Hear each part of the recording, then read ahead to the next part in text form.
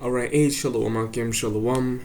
First and foremost, as always, before we get started, giving all praise, honor, and glory unto our power, Yahweh, Bahasham, Yahweh Shai, Bahasham, Ruach HaKodash. Double honors to the apostles, the bishops, the elders of Great Millstone that have taught us His truth and that well.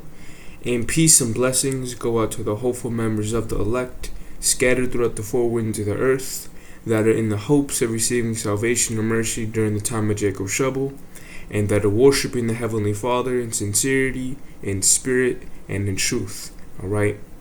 Now in this lesson I want to talk about the influx of propaganda that Esau has been putting out there in the media to pretty much, ease people's worries from what's really happening within the Middle East. Alright? And if you're in the know, and you're, on your watchtower, you're paying attention to the whole information that's coming out within this whole back and forth with the Persians, which are the Iranians, alright, you can clearly see that America is losing this war by a long shot, alright, but all this propaganda is doing nothing more but putting people in this relaxed, not worried, and ignorant state of what's really happening, and all this is doing nothing more but pushing you people into the mindset of thinking peace is coming, but in reality it's the opposite. Alright, so with that being said, I have a couple precepts lined up. I have a lot of videos that I want to play out just to further bring home the point in terms of understanding that this country is trying to keep you people sound asleep from what's really happening, man. Alright, and the reality of what's happening is that America very soon is going to suffer a lot in terms of inflation, in terms of the cost of living being far worse than what you see them being right now. Alright, tea attacks happening, and so much more. Alright, so the first thing that I want to play is this video that just surfaced out back in March 24th, which is 2 days ago. Alright, where you had Trump say that the war in Iran has been won. Alright, and it's funny because 2 weeks ago he made this statement. Alright, and that same week of him making this point, he cried out to nations in NATO if they could help him out in the war, because they were losing by a long shot. Alright, so let's hear this real quick. We've won this. This war has been won. The only one that likes to keep it going is the fake news. I mean, the New York Times, you read the New York Times, it's like we're not winning a war where they have no Navy and they have no Air Force and they have no nothing. And we literally have planes flying over Tehran and other parts of their country. They can't do a thing about it. For instance, if I want to take down that power plant, that very big, powerful power plant, they can't do a thing about it. It's like, take me. That's all they can do. And yet, if you read the New York Times, or if you watch ABC fake news or NBC fake news, you'd say it's a close battle. It's not a close battle. That's right, man. Alright, so you see his mindset of pushing against the so-called propaganda that's playing on the side of the U.S. losing the war. But again, when you pay attention to what's really going on, the U.S. is losing. Alright? And this whole talk about Iran wants a ceasefire, America is in the talks of, nipping this in the bud. All that is fluff that America is bringing out, man. Alright? And to add to that, we're going to get this little speech that this Iranian foreign minister, Abbas Araghchi, gave out back in the 18th of March, if I'm not mistaken. I believe this video gives you the date of when this was said. But I'm going to just read the quotations because he starts speaking in his home language. It says, "When we say we don't want a ceasefire, it isn't because we seek war. This war must end in a way that ensures our enemies never again thinking of repeating these attacks. They have now seen what kind of nation they are dealing with, one that will defend itself and will take this fight as far as necessary." Alright? So this is the mindset of these Iranians, man. All right, and as we understand according to the scriptures, these Persians, going back to the Medo-Persian Empire, are very strong in terms of being taken down. All right, so the fact of America pushing this narrative of the Iranians, submitting, wanting to end this war, it's all bullshit, man. All right, so before we play the video, let's get this in Jeremiah 8 and 11. All right, and then we're going to read it in the NLT as well. It says, "For they have healed the hurt of the daughter of my people, slightly saying, peace, peace, when there is no peace. They offer superficial treatments for my people's mortal wound. They give assurances of peace when there is no peace." All right, and the superficial treatment of what Esau brings out are all these smooth words that are being spoken at the forefront, man. All right, it soothes the mortal wound of what our people are suffering in terms of, the worries and all this. But in reality, all right, hell is about to be brought forth in the cities of America, man. All right, in the beginning stage of that hell is through the price that you pay at that gas pump. All right. Again, when you deal with the understanding of how, oil works in the economy of a country, all right, if the oil of a country goes up, that means everything else is going to go up, all right? And based upon the Iranians being the control hub of the Strait of Hormuz, of what can come in and what can come out, that's going to affect European supply lines that supply America with consumer goods, all right? So all that is going to create a domino effect where that price that these European countries are suffering with right now is going to ultimately hit America with time, all right? So let's play the video. این که ما میگوییم آتش بس نمیخواهیم نه به این دلیل که دنبال جنگ هستیم به این دلیل که I believe everything that I just read, he's just saying it, all right? But let's get this next video. I think it's the same person, but he pretty much again says the same thing about not wanting a ceasefire, all right? Yep. The Americans are asking other countries to come and help them so that the Strait of Hormuz remains open, which, of course, from our perspective, it is open. It is only closed to our enemies, to those who carried out unjust aggression against our country and to their allies.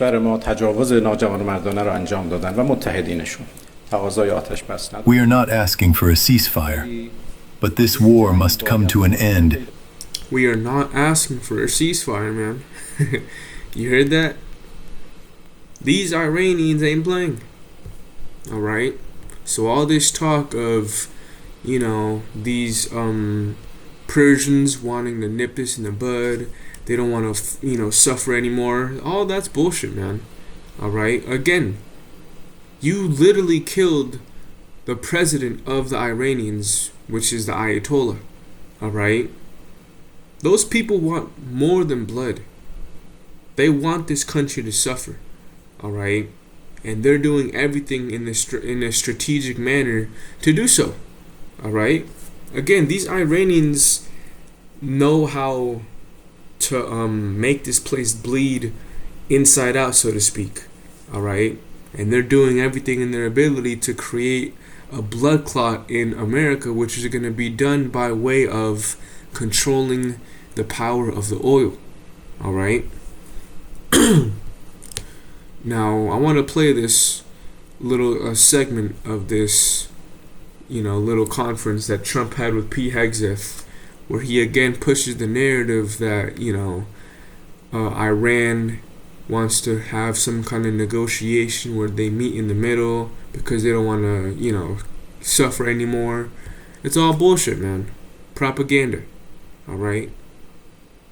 So we are now having really good discussions. They started last night, a little bit, the night before that, and I think they're very good.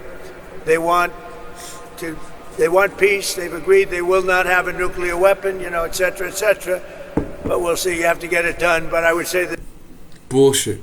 All right, and the whole narrative of the Iranians making nuclear weaponry, they have it. All right. Again, they're friends. They're best friends with Russia. All right. And what has Russia been doing? Russia has been supplying their allies with nuclear missiles. Okay? So that whole narrative is bullshit, man. All right? It's nothing more but what Esau has always done.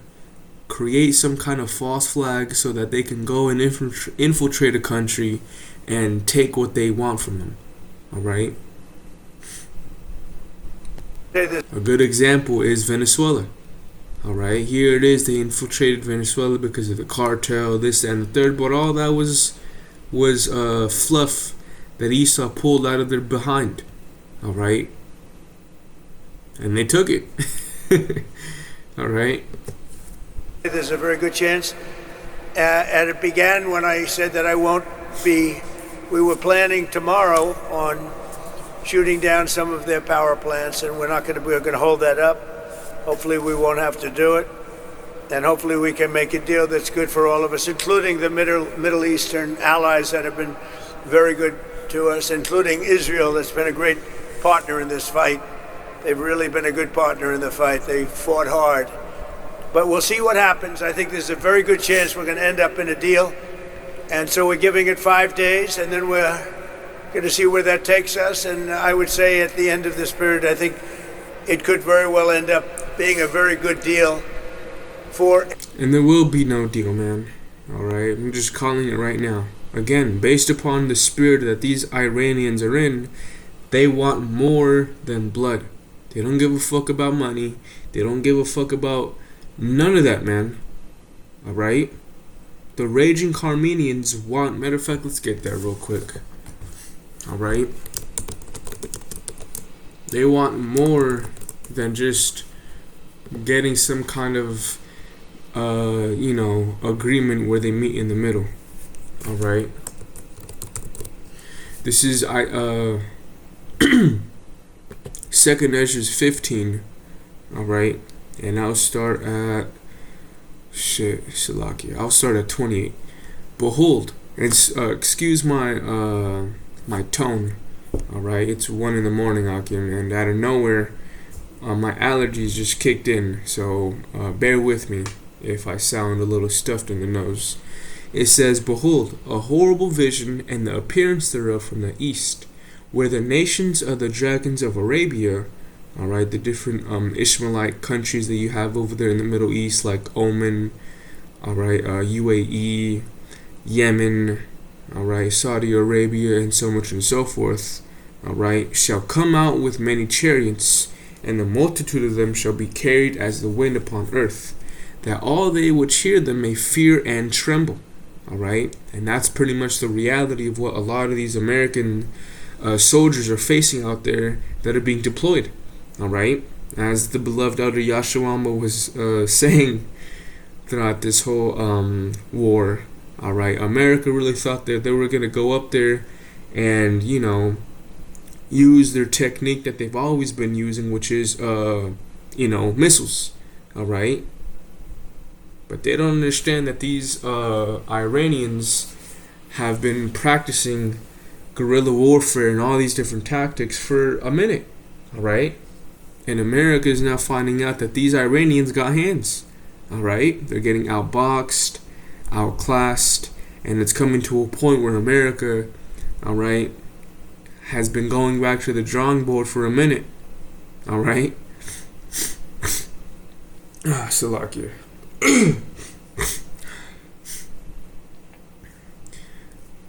It says in verse 30, "Also the Carmenians, which are Persians, raging in wrath, shall go forth as the wild boars of the wood, and with great power shall they come and join battle with them, and shall waste a portion of the land of the Assyrians," which the modern day Assyrian is America. All right, but the point being is that these Iranians are pissed the hell off. They're raging. Matter of fact, let's look up that word raging for the hell of it. Alright. Raging is an adjective describing something violent, intense, or severe, such as a stormy sea, uncontrolled fire, or high fever. You know what? Let's say, what does raging mean in the context of someone being angry? It says, in the context of anger, raging describes an intense, often violent, and uncontrolled state of fury. Okay? It goes beyond simple anger, indicating a frenzy where someone is shouting, yelling, or acting aggressively, often losing rationality. Raging usually involves a fight or flight response where the person expresses unprocessed, overwhelming anger, sometimes to intimidate or achieve a specific, often unproductive outcome. Alright, but again, these Iranians have been raging for a minute, and it's gone to a point now where they've, come to a tactic to where they use this rage in a very, discreet manner, where they're doing it where they're using it in a purpose to where they have technique behind it now. Alright? And you can see how it's playing out within this whole war, man. Alright? So now, that was it in this video. I got another one out here where you have this Iranian parliament pretty much talking shit. It says, Speaker of the Iranian parliament Mohammad Bagher Ghalibaf mocked Trump, saying he has claimed he defeated us 9 times in the last 2 weeks.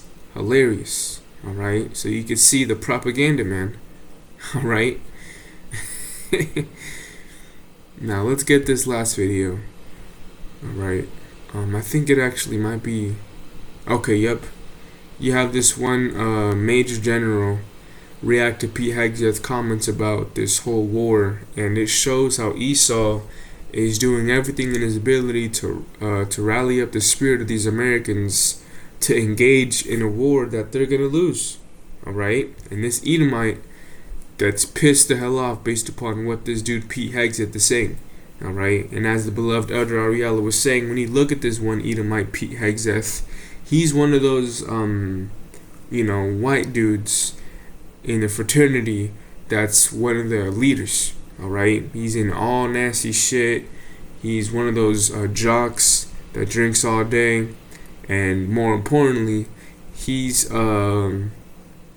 one of those southern Edomites that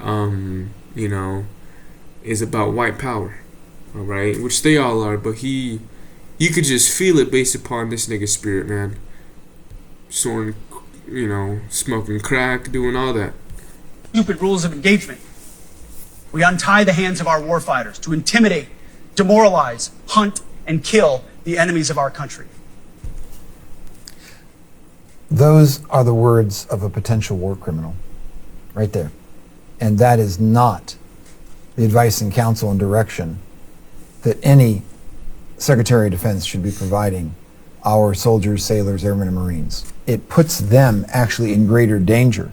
The Secretary of Defense is a disgraced major that was kicked out of the DC National Guard. He has no qualifications whatsoever to be the Secretary of Defense other than his extreme loyalty to the president. Again, those are the words of a potential war criminal. We also don't... All right. And even within that video that I showed where you had Trump and Pete Hegseth, Trump had made the point that Pete was the first one to bring up that we gotta fuck up these Iranians. Alright, and look at him now. Okay, so let's go here in Isaiah 9:16. It says, For the leaders of this people cause them to err, and they that are led of them are destroyed. Alright. Now it goes for you Jakes that are a part of the military, man. Here it is, you're over there doing your little dances, doing all that dumb shit, not knowing that you're not coming back. Okay? The leaders of the people have misled them. They have led them down to the path of destruction. Alright? This is Hosea chapter 4 and 1. It says, "Hear the word of Yahweh, ye children of Israel. For the Lord has a controversy with the inhabitants of the land, because there is no truth, nor mercy, nor knowledge of the Most High in the land." Alright? And you have these Edomites always making the point about how the Lord, JC is with this war. After this war, his coming is going to happen in a snap of a finger, but it's not happening in the favor of what they proclaimed. Alright? And Elder Yashuamba always makes this good point. Here it is, whenever Esau wants to go to war, he always brings up religion. Those Christians, they get their Bible that's full of dust, shake it off, and they go to John 3 and 16, and they go to other scriptures to justify themselves going into this war. But outside of this, that Bible is up in that bookshelf, just creating, building up dust bunnies, man. Ain't that something? So let's jump to verse 6 now. It says, "My people are destroyed for the lack of knowledge." Alright, and here it is, the prophets of the Most High have been telling you about what's happening for the longest. Beginning with the apostles of Great Millstone, they've been warning that the Little Hats would draw America's military into a war in the Middle East with the Iranians. And what do you have happening? Just that. Alright?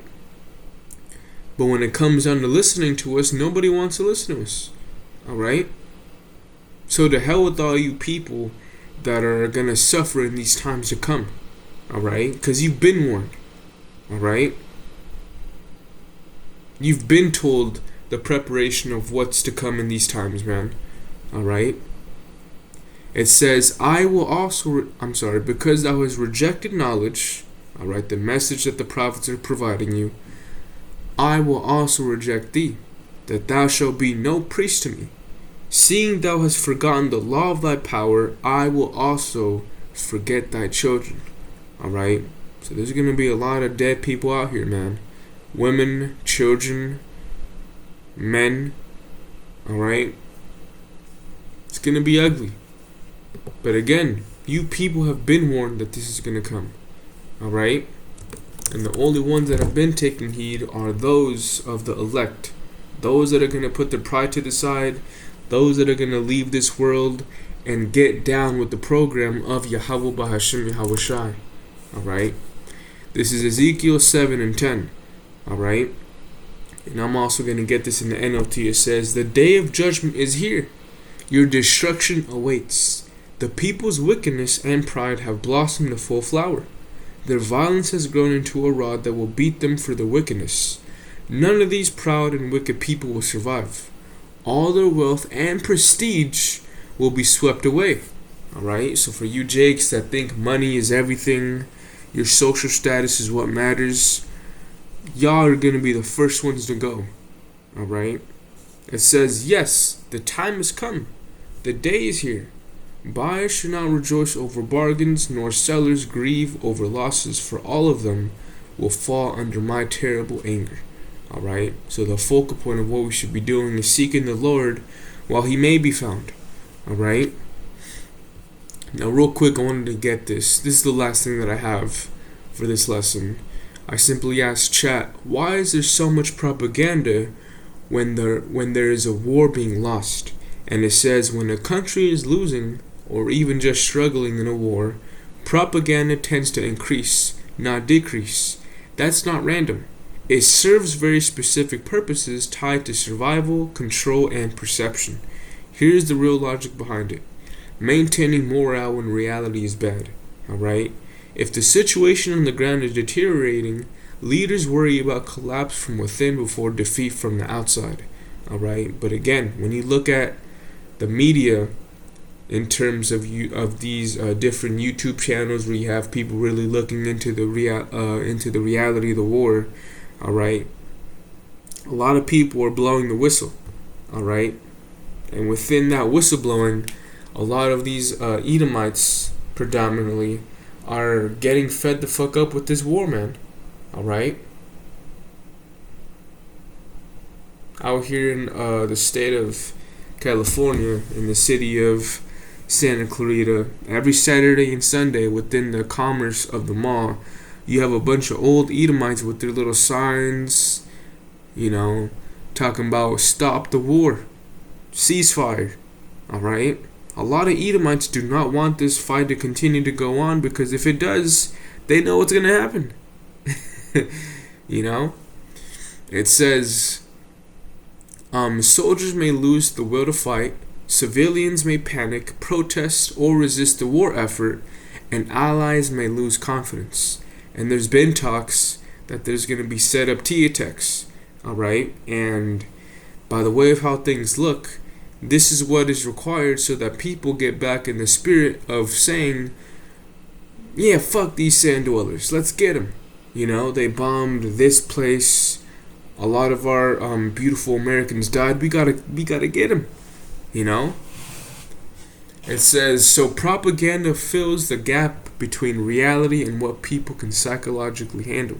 We're winning narratives, highlighting small victories, and downplaying losses.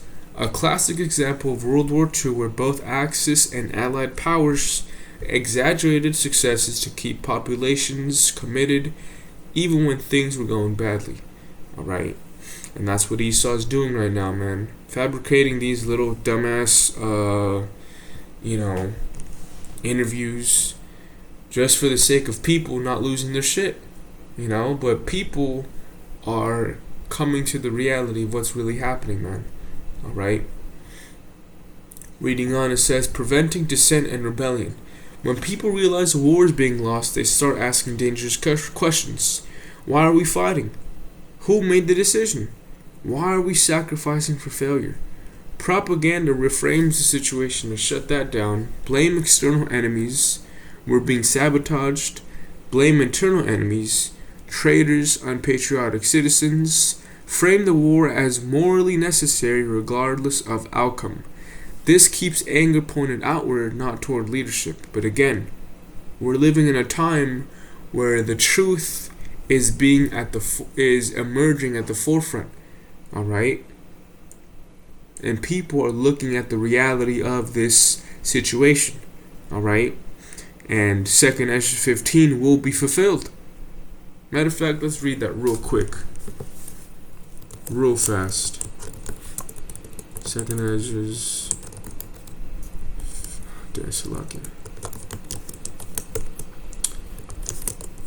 We'll also get it in the GNT translation, just so that the point can hit home. 2nd Ezra 15 and 14, it says, the world and the people in it are doomed. The war that will bring their destruction is very near. Nations will arm themselves and fight against other nations. There will be great political turmoil, with one group trying to overpower another and gain control while ignoring the legitimate government. In other words, what does that mean? And put in a simple term, civil war. Alright? And what a coincidence that last year and throughout this decade, you have had Esau put out a bunch of movies about civil war. Okay?